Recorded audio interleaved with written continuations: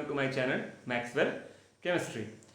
तो आज class 11th का मैं पढ़ा रहा था आप लोग को स्टेट्स ऑफ मैटर, जिसमें मैंने 7 वीडियोस आप लोग को ऑलरेडी दे दिया है, 7 या 8 वीडियोस दे दिया है। उसी के अगला वीडियो आज मैं आप लोग को देने वाला हूं। ठीक है, लास्ट वीडियो मैंने आप लोग को पढ़ाया था Dalton's law of partial pressure. किसके ऊपर था? गैसेस के ऊपर था। ये चैप्टर बेसिकली किसके ऊपर है? गैसेस के ऊपर है। तो आज का जो आपका टॉपिक है वो है Graham's law of diffusion oblique effusion. तो आज का आपका टॉपिक है ग्राहम्स लॉ। क्या है? Graham's law. मैंने डिफ्यूजन पहले लिख दिया है, तो आज आपका टॉपिक है Graham's law of diffusion oblique effusion.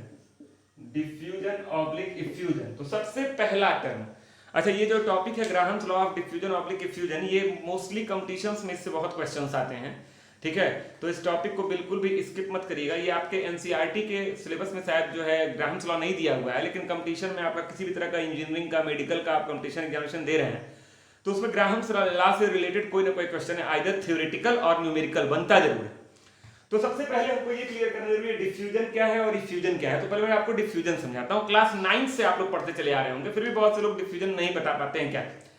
तो डिफ्यूजन का सिंपल सा मतलब होता है फैलना, इंटरमिक्सिंग ऑफ टू कंपोनेंट या मोर देन टू कंपोनेंट। दो या दो से अधिक कंपोनेंट आपस में मिक्स हो जाए, दैट इज कॉल्ड डिफ्यूजन। अब डिफ्यूजन सॉलिड और सॉलिड में भी होता है, दो या दो से अधिक कंपोनेंट भी हो सकते हैं। ठीक है, जैसे हमारे कमरे में पूरे कमरे में गैस भरी हुई है, तो कई तरह की गैसेस एक दूसरे के अंदर डिफ्यूज हैं। जैसे हाइड्रोजन गैस हो गया, ऑक्सीजन गैस हो गया, नाइट्रोजन गैस हो गया, हाइड्रोजन गैस हो गया, कार्बन डाइऑक्साइड हो गया। ये सारी गैसें पूरे कमरे में स्प्रेड हैं एक कोने से दूसरे कोने में, तो इसी को बोलते हैं हम लोग क्या? डिफ्यूजन। अब इसके कई एग्जांपल्स मैं आपको दे रहा हूं। इसमें अगर आपको एग्जांपल देना चाहूं लिक्विड की, अगर मैं लिक्विड का एग्जांपल आपको देना चाहूं, डिफ्यूजन अगर आपसे कोई कहे लिक्विड में कैसे, मैं गैस पर भी लास्ट में आ रहा हूं। ठीक है, कोई आपसे बोले लिक्विड में कैसे डिफ्यूजन होता है, कोई एग्जांपल दीजिए, तो बड़ा सिंपल सी बात है। आप क्या करिए, एक लोटा पानी ले लीजिए, एक गिलास पानी ले लीजिए और उसमें 1 ड्रॉप इंक की ऊपर से गिरा दीजिए। इंक भी क्या है? लिक्विड है। और जो हम पानी लिए हैं वो भी क्या है? लिक्विड है। जब इंक को आप गिराएंगे तो आप देखेंगे जिस जगह पर पानी के अंदर जिस जगह पर इंक ड्रॉप गिरेगी, अगर मैं आपसे पूछूं कि बताओ इंक का कंसंट्रेशन कहां ज्यादा है, जहां पर गिरा है वहां ज्यादा है या बाकी गिलास में ज्यादा है, तो आप क्या बोलेंगे? जहां पर इंक की ड्रॉप गिरी है वहां पर उसका कंसंट्रेशन क्या है? ज्यादा है। ठीक है, अच्छा, उसके बाद आप कुछ देर आप छोड़ दीजिए उसको, ऐसे गिलास को, आप कुछ देर बाद देखेंगे धीरे धीरे इंक फैल रहा है। मतलब इंक जहां गिरा वहां इंक का कंसंट्रेशन ज्यादा है, उसके बाद धीरे धीरे पूरे गिलास में फैल रहा है, पूरा गिलास में फैल रहा है। अगर पानी क्या होता है? ट्रांसपेरेंट होता है, कलरलेस होता है, उसमें आप ब्लू इंक डाल दीजिए तो धीरे धीरे आप देखेंगे पूरा पानी नीला हो जाएगा। तो इंक का फ्लो हो रहा है हायर कंसंट्रेशन से लोअर। इंक का जहां हायर कंसंट्रेशन था वो वहां से उधर भाग रहा है जहां इंक का concentration lower, that is called diffusion. आप एक और एग्जांपल देख लीजिए। आप बेडशीट है आपके घर में, बेडशीट पर आप एक बूंद इंक गिरा दीजिए, जिस जगह गिरेगा वहां पर एकदम डार्क नीला होगा, लेकिन धीरे धीरे वो देखो पूरे बेडशीट में फैलता है, एक अपना एक एरिया बना लेता है फैलते फैलते। ठीक है, तो फ्लो होता है हायर कंसंट्रेशन से कहां? लोअर कंसंट्रेशन की ओर। किसका हायर कंसंट्रेशन? इंक का। और किधर फ्लो होता है? Lower concentration. किसके लोअर कंसंट्रेशन की ओर? इंक के ही। और एग्जांपल देख लो, जैसे अगर बात की जाए सॉलिड का एग्जांपल, ये तो आपका मार्कर बोर्ड है, मैं आपको मार्कर से पढ़ा रहा हूं। अगर आप कभी ब्लैक बोर्ड पे जाइए, चॉक से लिखिए। जब चॉक भी क्या है आपका? सॉलिड है, और ब्लैक बोर्ड भी आपका क्या है? सॉलिड है। जब आप चॉक से लिखकर डस्टर से मिटाते हैं तो आप ये देखते होंगे कुछ ना कुछ चाक पार्टिकल जो है बोर्ड पे चिपक जाते हैं। क्या पूरा बोर्ड एकदम पहले जैसा ही ब्लैक दिखाई देता? नहीं। तो इसका मतलब हमारा चॉक जो सॉलिड था वो डिफ्यूज हो गया। किसके अंदर? बोर्ड के अंदर। थोड़ा बहुत ही डिफ्यूजन हुआ, लेस डिफ्यूजन हुआ, लेकिन हुआ। तो ये आपका सॉलिड का डिफ्यूजन हो गया। मैंने इंक और वाटर का एग्जांपल दिया था, वो लिक्विड का डिफ्यूजन हो गया था। मैंने इंक और बेडशीट का एग्जांपल दिया था और लिक्विड सॉलिड का डिफ्यूजन हो गया था। सब में डिफ्यूजन होता है। अब गैसेस की बात की जाए, भाई गैस सिलेंडर का आप गैस सिलेंडर का नॉब ओपन कर दीजिए और क्या कहते हैं उसमें लाइटर से मतलब आग मत लगाइए, तो आप देखेंगे पूरे कमरे में कुछ देर बाद गैस महकने लगेगा। मतलब सिलेंडर से गैस निकली तो वहां पर उस गैस का कंसंट्रेशन क्या था? ज्यादा था। और बाकी कमरों में, जो आपके घर में कोने कोने में सिलेंडर वाली एलपीजी का कंसंट्रेशन क्या था? कम था। लेकिन कुछ देर के बाद आप देखेंगे हर कोने में गैस महकने लगी। इसका मतलब वो स्प्रेड कर रही है। कहां? From higher concentration to lower concentration. इसी को आप बोल सकते हैं from higher pressure to lower pressure, भी कुछ लोग बोलते हैं, लेकिन डेफिनेशन यही सही है, higher concentration to lower concentration. Pressure वाला भी एक फैक्टर आता है। ठीक। तो ये सारे एग्जांपल्स थे किसके, डिफ्यूजन के। तो डिफ्यूजन का मैं आपको कोई डेफिनेशन नहीं बता रहा हूं, तो आप कहीं से लिख लेंगे। तो डिफ्यूजन के ये सारे एग्जांपल्स मैंने आपको दिए, ठीक है। तो intermixing of two or more than two components, either solid solid, either solid liquid, either liquid solid, either liquid liquid और gas gas, that is called diffusion. आप घर में मटन चिकन बनाइए, देखिए पूरा स्मेल आने लगती है, आप कहीं बैठे रहे कमरे के किसी भी कोने में, मतलब वो गैस के पार्टिकल तेजी से क्या हो रहा है, पूरे कमरे में डिफ्यूज हो रहे हैं, फैल रहे हैं, ठीक है। अब एक वर्ड आता है सर इफ्यूजन का मतलब क्या होगा। तो इफ्यूजन का मतलब जान जाओ, डेफिनेशन आपको कहीं से भी लिख लीजिएगा, किताब से ले लीजिएगा, गूगल से ले लीजिएगा, मैं अभी डेफिनेशन में नहीं जा रहा हूं। बेसिकली ये टॉपिक न्यूमेरिकल बेस्ड है, इसमें तमाम तरह के फार्मूले। तो मेरा आज का क्लास बेसिकली बहुत बड़ा भी होने वाला है, तो बेसिकली फोकस मेरा रहेगा आपका कि आपका न्यूमेरिकल तैयार हो और फार्मूले और उनके कॉन्सेप्ट क्लियर, ठीक है। तो इफ्यूजन का मतलब क्या हो, ये भी एक तरह का डिफ्यूजन ही है, बस ये होगा कहां से, very tiny hole, tiny hole, मतलब बहुत ही महीन होल से अगर हो रहा है, या आप कह सकते हैं पिन होल, या आप कह सकते हैं वेरी स्मॉल होल, कुछ भी कहिए आप, वेरी स्मॉल होल। अगर डिफ्यूजन परफॉर्म हो रहा है बहुत ही छोटे होल से, अगर डिफ्यूजन परफॉर्म हो रहा है बहुत ही छोटे होल से, then that is called effusion. और अगर बड़े सरफेस एरिया से परफॉर्म हो रहा है, then that is called diffusion. Gas cylinder की गैस लीक कर रही है, दैट इज इफ्यूजन। और गैस सिलेंडर ही ब्लास्ट कर गया, पूरे मोहल्ले में गैस फैल गई, दैट इज डिफ्यूजन। तो अगर डिफ्यूजन जब बहुत ही हल्के, बहुत ही माइन्यूट होल से परफॉर्म होता है, देन दैट इज कॉल्ड क्या, इफ्यूजन। तो आपका डिफ्यूजन और इफ्यूजन क्लियर हुआ। अब हम धीरे से बढ़ेंगे किसकी ओर, ग्राहम्स लॉ की ओर। इसी चीज को और भी समझ लो, एक एग्जांपल के थ्रू और समझा दे। मान लो दो गैसें हैं, यहां पर मैंने ले लिया O2 10 एटीएम पर, और यहां पर वैक्यूम है, क्या है बोलो, वैक्यूम है, पहले वैक्यूम है तो 0 एटीएम पर। तो जब आप इस यहां पर आपका कॉक लगा हुआ है, बंद किया गया है ढक्कन से, ठीक है। आप इस ढक्कन को ओपन कर दीजिए, कॉक ओपन, कॉक बोलते हैं, कॉक ओपन। तो आप देखेंगे ये गैस यहां से यहां फैल जाएगी, और तब तक फैलेगी जब तक दोनों तरफ O2 का कंसंट्रेशन क्या नहीं हो जाएगा, बराबर हो जाएगा। 5 एटीएम, मैं एक एग्जांपल लेके चल रहा हूं, ये डिपेंड भी करता है बर्तन कितना बड़ा है, उसका 5 ना हो सकता है इधर वाला एरिया ज्यादा रहा हो तो 4 हो जाए, और दैट डिपेंड्स, ठीक है। तो O2 इधर से इधर स्प्रेड की, मतलब यहां पर O2 का कंसंट्रेशन ज्यादा था और यहां पर कम, तो हायर कंसंट्रेशन टू लोअर, या आप कह लो यहां पर O2 अमाउंट ज्यादा था तो O2 का प्रेशर क्या था, ज्यादा था, और यहां O2 का प्रेशर क्या था, कम था, तो higher pressure to lower pressure, ठीक है बात को। अच्छा, कई बच्चे कहते हैं सर अगर गैस बदल दी जाए, डिफरेंट गैस कर दी जाए, तब क्या होगा, डिफरेंट गैस कर दी जाए। जैसे ये एग्जांपल समझ में आया, नोट करना हो तो कर लीजिए। कई बच्चे कहते हैं गैस अगर बदल दी जाए, मतलब इस टाइप का एग्जांपल, ये सब क्लियर होना जरूरी है, बहुत बेसिक्स हैं, ध्यान दीजिएगा, तभी आपका आगे का टॉपिक आपको समझ में आने वाला है। इधर O2 ले लिया 9 एटीएम पर, और इधर N2 ले लिया 1 एटीएम पर, और यहाँ पे कॉक लगा हुआ है, ठीक है। दोनों को ओपन कर दिया, कॉक ओपन, ठीक है, ओपन कर दिया। तो अब देखो क्या होगा, कई लोग कहेंगे सर इधर प्रेशर ज्यादा है तो फ्लो इधर से इधर होगा। अब यहीं पे गड़बड़, यहीं पे प्रेशर वाले में लोग कंफ्यूज हो जाते हैं। तो अब देखिए, कई लोग बोलते हैं हायर प्रेशर से लोअर प्रेशर फ्लो होता है, तब उनका कॉन्सेप्ट फ्लो हो जाए, उनके कॉन्सेप्ट के हिसाब से ऑक्सीजन केवल इधर से इधर जाएगी और नाइट्रोजन इधर से चले जाएगी। ऐसा कैसे होगा भाई, दो गैस हो, दोनों को एक साथ मिक्स कर दो तो दोनों गैस दोनों तरफ चली जाती है। तो अब आओ यहाँ पर कंसंट्रेशन वाले नाइट्रोजन, इसका कंसंट्रेशन यहाँ ज्यादा है और यहाँ कम है, तो ये इधर से इधर भागेगा, और इसका कंसंट्रेशन यहाँ ज्यादा है और यहाँ कम है, तो ये इधर से इधर भागेगा, और दोनों तरफ हो जाएगा O2 प्लस N2, और इधर भी हो जाएगा O2 प्लस N2, और दोनों का प्रेशर क्या हो जाएगा, सेम 5 एटीएम एंड 5 एटीएम। एक एग्जांपल लेके मैं आपको समझा रहा हूं। तो याद है, चार कंपोनेंट है, चारों एक दूसरे में मिक्स होंगे, इसलिए एक वर्ड यूज किया गया इंटरमिक्सिंग। ये नहीं कि ये उठकर यहां चला जाएगा, अरे ऐसा भी हो सकता है कि ये उठकर यहां चला आए और ये भी उठकर यहां चला आए, मतलब ये दोनों जगह मौजूद हो, यहां भी, और ये भी दोनों जगह मौजूद हो, यहां भी और यहां भी। तो इसी को कहते हैं इंटरमिक्सिंग। अब यहाँ पर अगर आप प्रेशर के कॉन्सेप्ट चलेगा, मतलब O2 इधर गया लेकिन N2 यहीं रह गया, ढक्कन खुलने के बाद भी N2 इधर नहीं आ रहा, हाउ इट इज पॉसिबल। हमारे कमरे में सब तरह की गैस है, तो इंटरमिक्सिंग वर्ड याद रखिएगा, ठीक है। तो मेरे ख्याल से डिफ्यूजन और डिफ्यूजन आप लोग का क्या हो गया है, क्लियर हो गया। नोट करना हो इसको कर लिए, डेफिनेशन आप बुक से नोट कर लिए, बाकी मैं बोला ही, intermixing of 2 or more than 2 component is called diffusion, either due to concentration variation or due to pressure variation, ठीक है। अब देखिए ग्राहम्स लॉ क्या कहता है, Graham's law of diffusion oblique effusion, मतलब डिफ्यूजन से रिलेटेड ही है। अच्छा, डिफ्यूजन या तो तेज होगा या तो धीमी होगा। इसको केमिस्ट्री की लैंग्वेज में क्या बोलते हैं, रेट का मतलब बच्चा यहाँ पर दाम नहीं है, कॉस्ट नहीं है, यहाँ रेट का मतलब स्पीड है, ठीक है। अगर रेट ऑफ डिफ्यूजन ज्यादा है मतलब वो गैस बहुत तेज डिफ्यूज हो रही है, पूरे कमरे में मिक्स हो जा रही है तेजी से।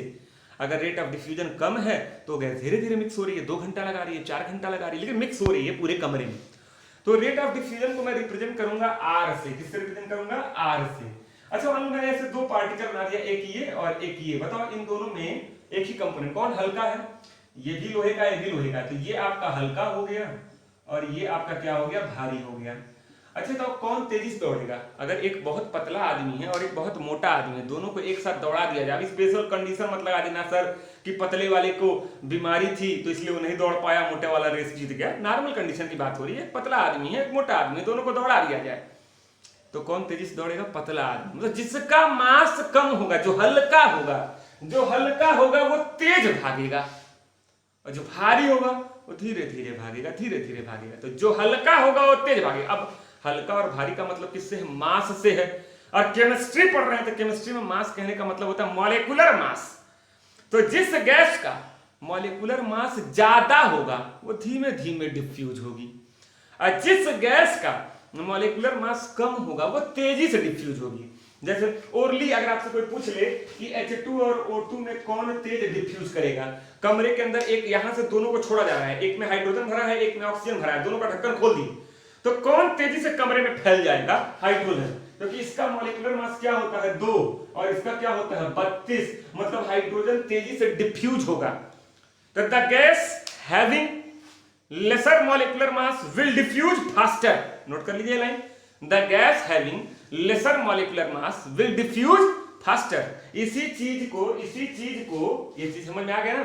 इसी चीज को फार्मूले के फॉर्म में अगर लिखना हो तो आप ऐसे भी लिख सकते हैं कि R is inversely proportional to M। M का मतलब मॉलिक्यूलर मास और R का मतलब rate. Molecular mass is less, rate of diffusion is high. ठीक है, lower the molecular mass of the gas faster will be diffusion rate. R मतलब rate of diffusion. ठीक है, जब खूब एक्सपेरिमेंट कई गैसेस पे किया गया तो एक्सपेरिमेंटली ये पाया गया कि एक्चुअली M के एकदम इनवर्सली नहीं होता, इसके स्क्वायर रूट के, इसके अंडर रूट के इनवर्सली होता है। तो ये फार्मूला आपको याद रखना है, ये फार्मूला जान है इस पूरे चैप्टर की। ठीक है, तो इस फार्मूले को आप अच्छे से याद रखिएगा। लेकिन ये फार्मूला तभी सही है when pressure, temperature and area of diffusion, ये 3 चीज कांस्टेंट हो। इज कांस्टेंट, ये कई जगह पे लिखता नहीं है लेकिन ये कंपल्सरी कंडीशन है। अगर तुम प्रेशर बदलोगे या एरिया ऑफ डिफ्यूजन, मतलब जिस एरिया से गैस निकल रही है, जैसे गैस सिलेंडर में से जब लीकेज होती है तो गैस सिलेंडर के ऊपर जो नॉब होता है वहीं से गैस लीक होती है ना, मतलब उतना ही एरिया से लीक होती है ना। ये थोड़ी ना कि गैस सिलेंडर में कहीं छेद हो गया नीचे सिलेंडर में वहां निकल। तो ये एरिया ऑफ डिफ्यूजन जहां से गैस निकल रही है। ठीक है, तो प्रेशर और टेम्परेचर और एरिया ऑफ डिफ्यूजन ये 3 चीज कांस्टेंट होगी। तो rate of diffusion is inversely proportional to under root of M। एक चीज और फार्मूला ये भी याद रखिएगा कि R इज ये डायरेक्टली कह लो या कुछ भी, PM by under root of RT, ये अंडर रूट ऑफ TM। ये याद रखना, ये बहुत ही इंपॉर्टेंट फार्मूला, अभी आगे इस पे डिस्कशन में करूंगा। इंपॉर्टेंट फार्मूला ये याद रखना, ये कंपटीशन पॉइंट ऑफ व्यू से बहुत इंपॉर्टेंट फार्मूला है। अभी जब लॉ आपको मैं पढ़ाऊंगा तो लॉ में बेसिकली आपको इसी पे फोकस करना है। अब देखो अभी मैंने क्या बोला था, प्रेशर कांस्टेंट, M माने अब ये PA है, PA। ठीक है, ये PA है। तो देखिए T क्या है? प्रेशर है कांस्टेंट, T क्या है? टेम्परेचर है कांस्टेंट, A क्या है? एरिया ऑफ डिफ्यूजन है कांस्टेंट। तो जब PA और T कांस्टेंट खाली M है तो बचा अंडर रूट ऑफ M ही तो बचा। तो ये फार्मूला यहीं से आया है, इसको आप बढ़िया से नोट कर लीजिए इस फार्मूले को। ठीक है, तो इसके आगे फिर बढ़ते हैं। तो अब आपका केस 1 है कि अगर आपको 2 गैसें दी हुई हैं, 2 अलग अलग गैसें दी हुई हैं, ठीक है, कोई भी हाइड्रोजन ऑक्सीजन हो या ऑक्सीजन हो उसके साथ मीथेन ले लो, कोई 2 गैसें दी हुई हैं, दोनों का रेट ऑफ डिफ्यूजन, एक का है R1 और दूसरे का है R2, और दिया हुआ है आपको कि प्रेशर, टेम्परेचर और एरिया ऑफ डिफ्यूजन कांस्टेंट है। ये केस 1 है आपका। अभी मैं केस 2 पे भी जाऊंगा जहां आपका प्रेशर वेरी करेगा। अभी मैं केस 1 आपको बता रहा हूं जहां प्रेशर, एरिया और टेम्परेचर क्या है? कांस्टेंट। तो अगर ये 3 चीज कांस्टेंट है, ठीक है, और गैस पहली गैस का रेट ऑफ डिफ्यूजन है R1 और दूसरी का R2 लिखा हुआ है, तो ये बताओ R1 is inversely proportional to 1 by under root M1, ऐसे ही R2 is inversely proportional to 1 by under root M2। दोनों को डिवाइड करिए, रेशियो क्या आएगा? R1 by R2 R1/R2, यहाँ पे एक कांस्टेंट आएगा k, जब इसको हटाओगे इज इक्वल टू k, यहाँ भी इसको हटाओगे तो k कट जाएगा, जब डिवाइड करोगे तो is equal to direct under root m2/m1। ये फार्मूला आपको अच्छे से याद रखना है। ये k कट जाएगा, ये समझ में आ रहा है नहीं आ रहा है? जब ये हटाओगे तो यहाँ एक कांस्टेंट आएगा, ये हटाओगे इज इक्वल टू का साइन लगाओगे तो एक कांस्टेंट आएगा, तो कांस्टेंट दोनों केस में क्या होगा, सेम होगा। जब डिवाइड करोगे तो R1/R2 हो जाएगा, k कट जाएगा, m2 ऊपर चल जाएगा, m1 नीचे आएगा। तो ये फार्मूला हो गया, ये भी बड़ा इंपॉर्टेंट फार्मूला। लेकिन इस फार्मूले को अप्लाई करना तुम तब जब ये कंडीशन आपको पता कि प्रेशर, टेम्परेचर और एरिया ऑफ डिफ्यूजन क्या होना चाहिए, कांस्टेंट होना चाहिए, तब इस फार्मूले को अप्लाई करेंगे। ठीक है, तो R1/R2 is equal to under root m2/m1। उल्टा याद रखना, अगर यहाँ हीलियम है, यहाँ ऑक्सीजन है, तो यहाँ ऑक्सीजन हो जाएगा और यहाँ हीलियम हो जाएगा, दोनों का मॉलिक्यूलर मास है। ठीक है, अच्छा एक चीज, एक फार्मूला आप और पढ़े होंगे गैस के लिए कि वेपर डेंसिटी या gas density, vapour density into 2 is equal to होता है मोलर मास या मॉलिक्यूलर मास, जो आप कहें, ये एक फार्मूला होता है। Vapour density into 2 is equal to molar mass होता है। तो m2 की जगह क्या लिख सकते हो, 2 इंटू d2। आप कहेंगे d2 क्या है, तो दूसरी वाली गैस का वेपर डेंसिटी। m1 की जगह क्या लिख सकते हो, 2 इंटू d1, तो 2 कट जाएगा, फिर एक फार्मूला देखो क्या आ जाएगा, R1/R2 is equal to under root m2/m1 is equal to under root d2/d1। तो याद रखना, ये भी एक बड़ा सा बढ़िया सा फार्मूला आपको मिल गया। ठीक है, जहां d2 क्या है, vapour density of gas number 2, और d1 क्या है, vapour density of gas number 1। और ये फार्मूला यहीं से आया है, मॉलिक्यूलर मास बराबर होता है 2 इंटू वेपर डेंसिटी के। तो अगर यहाँ पर तुम रखोगे m1 तो ये हो जाएगा 2 इंटू d1, यहाँ रखोगे m2 तो ये हो जाएगा 2 इंटू d2, तो वही वैल्यू जब यहाँ रखोगे तो 2 कट जाएगा, यही बचेगा। तो ये फार्मूला आपको अच्छे से याद रखना है। जब केस 1 आपका हो, प्रेशर, टेम्परेचर और एरिया क्या है, कांस्टेंट है। तो आइए इसी पे कुछ न्यूमेरिकल आपको लगवाते हैं। ठीक है, इसको नोट कर लीजिए, मैं हट जा रहा हूँ, स्क्रीनशॉट लीजिए, वेरी इंपॉर्टेंट क्वेश्चन आपके सामने लिखा हुआ है। पहला, बहुत ध्यान समझिएगा, find the ratio of, ratio निकालना है, find the ratio of rate of diffusion of helium and O2। Formula लगाइए, हीलियम और ऑक्सीजन की बात कर रहा है, तो अगर मैं लिख दूं ऐसे कि R helium divided by ratio of rate of diffusion, तो पहले हीलियम का पूछा है तो हीलियम ऊपर, अब फिर ऑक्सीजन है तो ऑक्सीजन नीचे, तो RO2 सही है। अरे जिसको तुम R1/R2 लिखते थे वही अब गैस बदल गया ना, 1 की जगह हीलियम है, 2 की जगह ऑक्सीजन है। तो R हीलियम, रेशियो पूछ रहा है रेट ऑफ डिफ्यूजन का, दोनों के रेट ऑफ डिफ्यूजन का रेशियो। अच्छा, फार्मूला बताया गया था अंडर रूट ऑफ m2/m1, मतलब अब सेकंड वाला गैस का मोलर मास ऊपर, मतलब MO2 और डिवाइडेड बाय MHE। खत्म हो गया आपका क्वेश्चन, रेशियो पूछ ही रहा है। MO2 क्या आएगा आपका, O2 का 16 दूनी 32 और हीलियम का होता है 4, तो ये आएगा 4 × 32 √8, और √8 का मतलब होता है 2√2। ये आपका आंसर है, रेशियो पूछ रहा है। तो रेशियो आपका क्या हो गया, 2√2, कोई दिक्कत नहीं। अब आओ सेकंड क्वेश्चन, ये बहुत ही आसान था, डायरेक्ट फार्मूले पे लग गया, इसमें वेपर डेंसिटी की भी बात नहीं किया था, सीधे मोलर मास से ही आप लगा लिए। अब बढ़ते हैं सेकंड क्वेश्चन की ओर। देखिए, find ratio of rate of diffusion of helium, methane and SO2 sulphur dioxide. अरे यहाँ 3 गैस दे दिया, हीलियम भी है, मीथेन भी है, सल्फर डाइऑक्साइड भी है। अरे आप फार्मूला पढ़े हैं R1/R2 का, आप ये फार्मूला कहाँ पढ़े हैं, R1/R2/R3 का, ये क्या होगा, मामला फंस गया। कोई फंस नहीं गया, आइए सिंपल फार्मूला बताओ। ये तो फार्मूला क्या पढ़े थे, आंसर पे चल रहे हैं। Rate is inversely proportional to, ये सही है, सही है, ठीक। थोड़ा जगह करना तो इतने में ही छोटा लिखूंगा, देखना। इसको तुम ऐसे लिख सकते हो कि नहीं, R is equal to K/√m। अरे बचपन से पढ़ते आए होंगे, जब इनवर्सली प्रोपोर्शनल या डायरेक्टली का साइन हटता है तो एक कांस्टेंट आ जाता है, तो वही एक कांस्टेंट लेते आए K/m। अब तुम क्या करो, तीनों गैस को बारी बारी से लिख लो, हीलियम, मीथेन और SO2 को, हीलियम, मीथेन और SO2 को। हीलियम लिख लिए, ठीक है।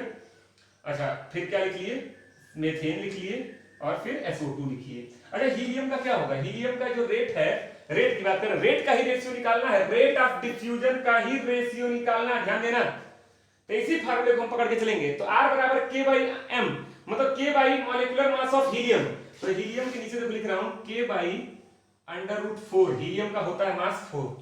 मीथेन का क्या होता है 12 4 16, तो रेट का फार्मूला लगाओ, रेट ऑफ मीथेन क्या हो जाएगा, K by molecular mass of methane, constant तो वही रहेगा √16। और इसके नीचे क्या हो जाएगा, सल्फर का होता है 32 और इसका भी होता है 16 दूनी 32, 32 32 64, तो K/64।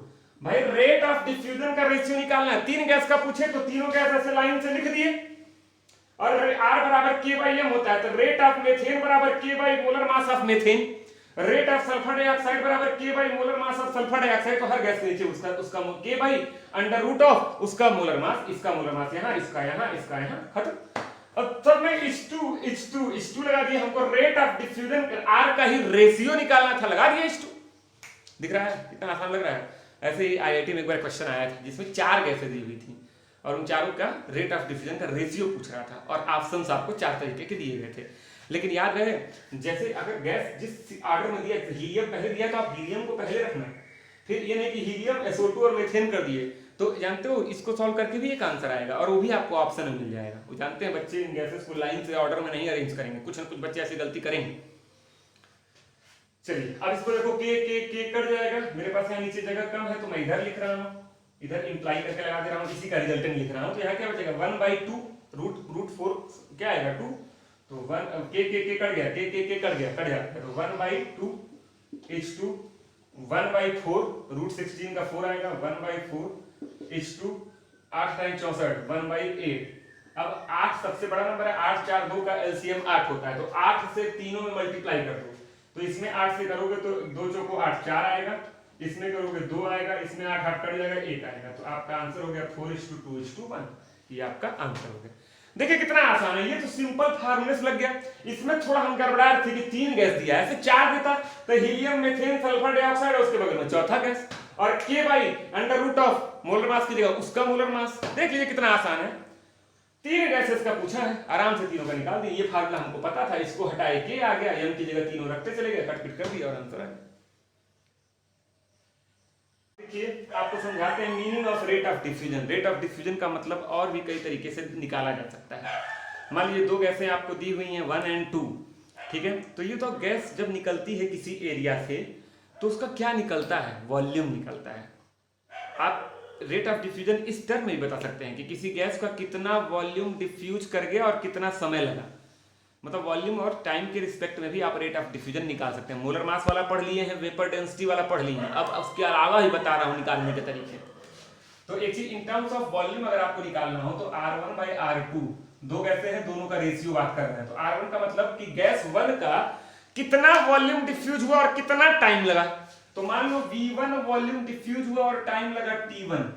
अरे तो गैस 2 का रेट क्या होगा, कितना वॉल्यूम गैस 2 का डिफ्यूज हुआ और उसको कितना टाइम लगा। तो मान लो V2 वॉल्यूम डिफ्यूज हुआ और टाइम लगा T2। तो ये भी एक फार्मूला है। अब आप इसको सिंप्लीफाई कर देंगे, T2 ऊपर चल जाएगा, T1 नीचे चला आएगा, लेकिन आप ऐसे ही याद रखें, ज्यादा बेटर है। R1/R2, तो R1 का मतलब होता है उसका volume diffused V1 upon time taken T1, और R2 का मतलब होता है गैस 2 का वॉल्यूम डिफ्यूज्ड V2, कितना वॉल्यूम डिफ्यूज हुआ अपॉन T2।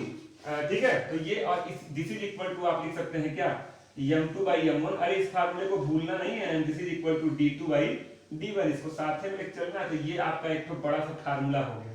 आपको पूछे इन टर्म्स ऑफ वॉल्यूम क्या होता है, तो रेट बराबर क्या होता है, volume diffused upon taken time. ये इस तरह से याद कर सकते हो, volume diffused upon time taken, कितना टाइम लगा।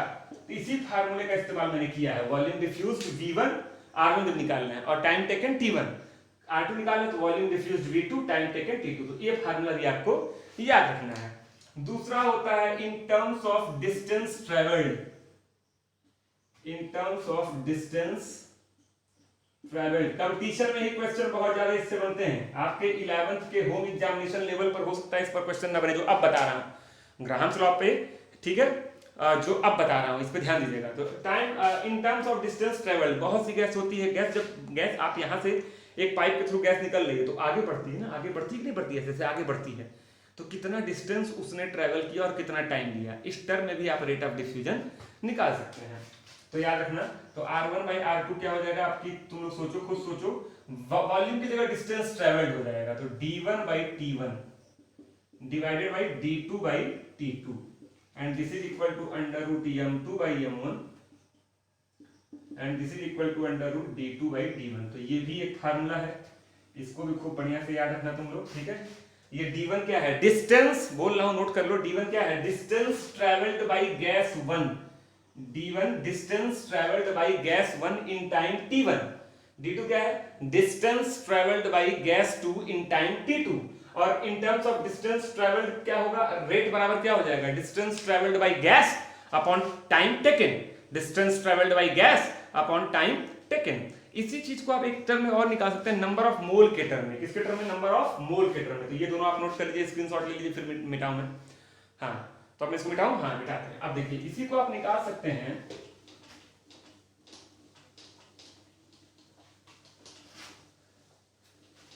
In terms of mole. तीसरा, इन टर्म्स ऑफ मोल,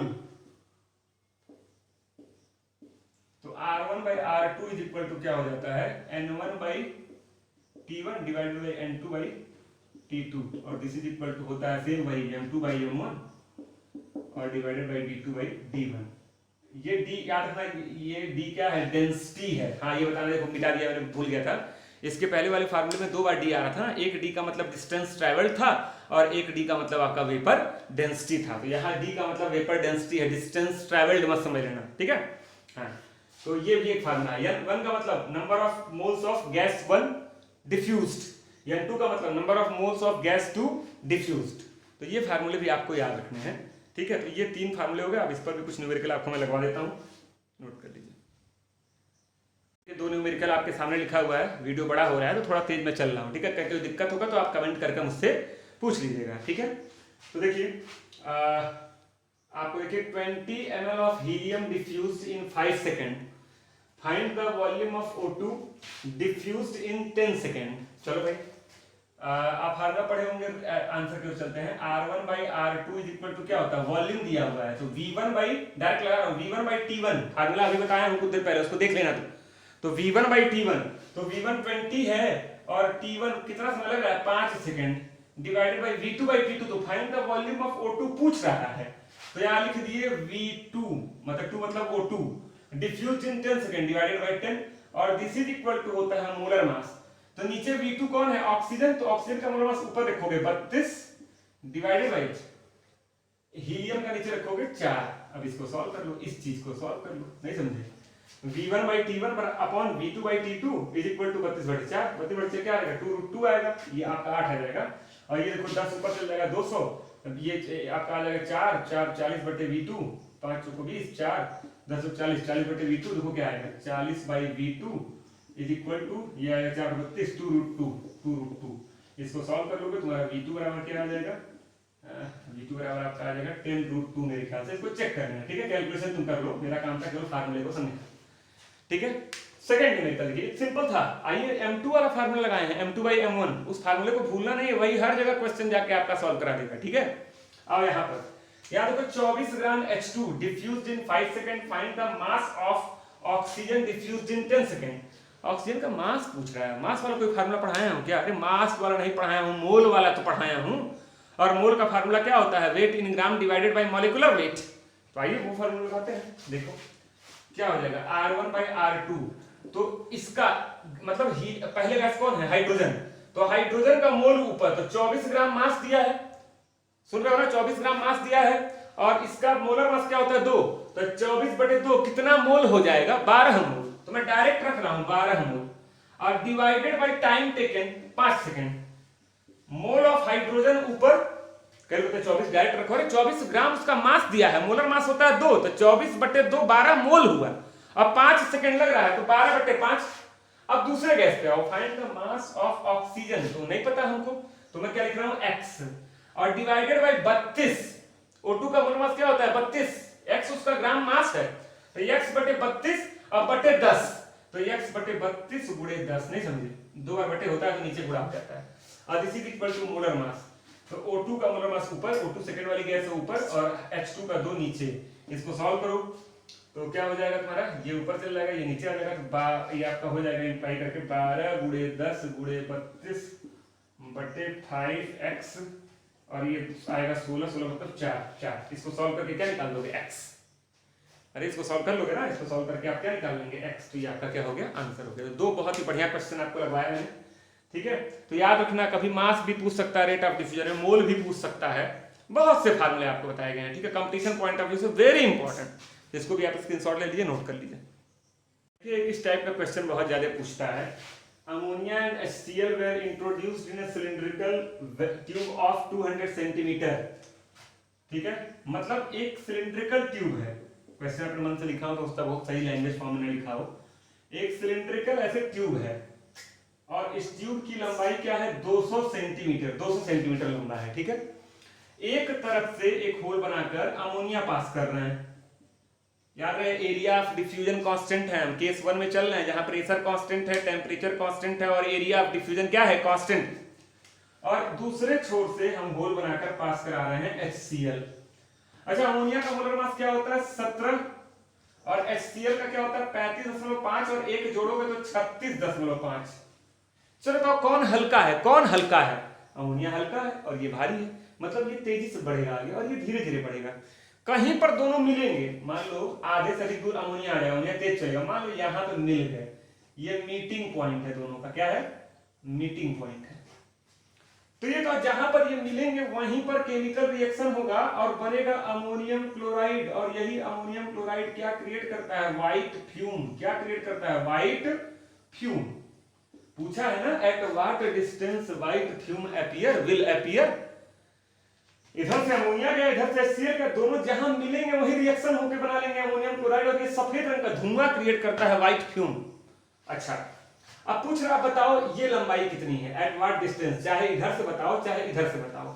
तो मान लो मैंने इस दूरी को मान लिया x, तो बताओ ये वाली दूरी कितनी हो जाएगी, ये वाली दूरी अंदर लिख रहा हूं 200 माइनस x, क्योंकि टोटल दूरी कितनी है 200। पता है नहीं पता है, टोटल 200 सेंटीमीटर लंबा है ना, देखिए दिख नहीं रहा है, चमक रहा है, यहाँ लिख रहा हूं टोटल 200 सेंटीमीटर लंबा है ना सिलिंड्रिकल ट्यूब। तो एक तरफ से अगर इसको x माने तो ये 200 माइनस 200 माइनस x हो जाएगा। अब फार्मूला लगाओ, डिस्टेंस ट्रेवल्ड वाला फार्मूला लगाओ, डिस्टेंस ट्रेवल्ड। ठीक है, चलो R ammonia divided by R HCl, तो इसका डिस्टेंस ट्रेवल्ड, अमोनिया ने कितना डिस्टेंस ट्रेवल किया x, और डिवाइडेड बाय टाइम टेकन। कह लो करना टाइम तो दिया नहीं, अब तो सर फंस गए, अरे टाइम नहीं दिया है तो मान लो t। अच्छा, जितनी देर में ये यहां से यहां पहुंचेगा उतनी ही देर में ये यहां से यहां पहुंचेगा ना, नहीं समझा आपको? टाइम अलग अलग थोड़ी ना होगा, तुम उधर से आ रहे हो हम इधर से आ रहे हैं, एक जगह बीच में हम लोग भिड़ गए, तो जितना समय हमको यहाँ से वहां जाने में लगा जहां हम लोग भिड़े हैं उतना ही समय तुमको कहीं और से वहां आने में लगा कि नहीं लगा? एक ही समय पर हम दोनों निकले थे, जिस एक ही समय पर दोनों निकले थे, तो टाइम तो सेम है। तो x by T divided by, अब HCl कितना चला 200 माइनस x, तो 200 minus x divided by t, t cut जाएगा और this is equal to molar mass पढ़े ही हो, नीचे HCl इसका मोलर मास ऊपर 36.5 और अमोनिया का नीचे 17। इसी को आप देखेंगे आप लोग की बुक में शायद ये क्वेश्चन दिया हो, तो बहुत साइड बुक वगैरह में दिया होगा, इसको बहुत ही कठिन तरीके से लगाया गया है, बहुत ही डिफिकल्ट तरीके से इस क्वेश्चन को लगाया गया है। आंसर उससे भी वही आएगा जो इससे आएगा, तो ये आपका ट्रिकी टाइप का हो गया। अमोनिया डिस्टेंस ट्रेवल किया x by T, HCl distance travel किया 200 माइनस x बाई टी, आपको पता है ये t कट जाएगा, अब खाली x एक ही अननोन है, इसको सॉल्व कर लेना और आपका आंसर क्या आ जाएगा, x की वैल्यू आ जाएगी। अब सॉल्व कर लेना, इस उम्मीद में ना रहो, ऑलरेडी वीडियो बहुत लंबा लंबा बन जाता है समझाने के चक्कर में, तो इसको आप सॉल्व कर लेंगे। ठीक है, अभी मैं केस 1 पे ही चल रहा हूं जहां आपका प्रेशर क्या था कांस्टेंट था। ठीक है, इसको नोट कर लीजिए। अब देखिए हम लोग शुरू में ही पढ़े थे, ये फार्मूला होता है R is directly proportional to PA by TM, pressure, area of diffusion, temperature और मॉलिक्यूलर मास। अगर मैं दो गैस की बात करूं तो ये बताओ यहां से क्या निकल के आएगा, R1 बाई R2 बराबर क्या हो जाएगा, दो गैस की बात करो तो ये P1A1 बाई, अच्छा ये रूट लगाना भूल गया ना, P1A1 by under root T1M1, सब 1 1 हो जाएगा जब 1 की बात करेंगे, तो P1A1 divided by root T1M1 और होल डिवाइडेड बाई, जब R2 की बात करोगे तो P2A2 divided by root T2M2। ये फार्मूला याद रखेंगे, ठीक, ये फार्मूला याद रखेंगे। अब अगर मैं केस 2 की बात करूं, प्रेशर डिफरेंट, IIT में बहुत ही सही इससे क्वेश्चन पूछता है, बार बार बोल रहा हूं, इसी को ध्यान रखना।